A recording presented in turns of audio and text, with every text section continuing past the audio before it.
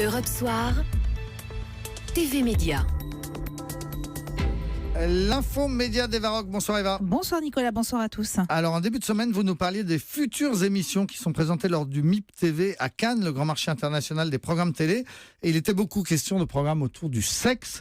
Est-ce que ce sujet est au cœur des prochaines séries ? Pas vraiment, excusez-moi de vous décevoir, mais c'est comme ça. Mais il sera quand même question de couple, Alors plutôt version Dallas, car un des événements de ce MIP TV 2017 était la projection d'une série dont je vous ai déjà parlé, qui s'appelle Riviera. C'est une série anglaise qui est déjà achetée par SFR et qui sera donc diffusée sur la chaîne Ciné-Série du groupe média dirigé par Patrick Drahi. Et c'est vraiment un événement. Alors la série est très bling-bling, ça se déroule dans l'univers des milliardaires de la Côte d'Azur avec trahison et manipulation au programme. La série a rapporté de l'argent à l'économie locale. On estime les retombées à 21 millions d'euros. C'est déjà pas mal. Il y aura peut-être un peu plus de sexe dans le remake télé de ce film. Et là, les filles en studio dansent.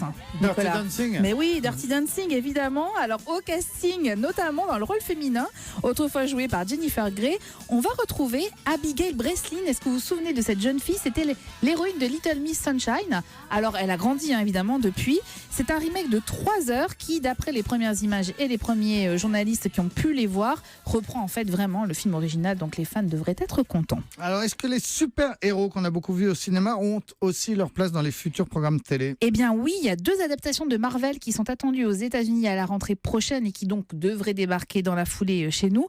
Il y a Marvel Inhumans et puis La Cape et l'Épée, c'est une sorte de romance dans l'univers des comics. Dans la famille des séries fantastiques aussi, Disney va proposer The Deep. C'est une fiction qui a pour héroïne une jeune femme qui s'appelle Poe. Enfin, quand je dis jeune femme, c'est une sirène. Disney qui lance aussi dans quelques mois une nouvelle série concoctée par la filiale de Shonda Rhimes.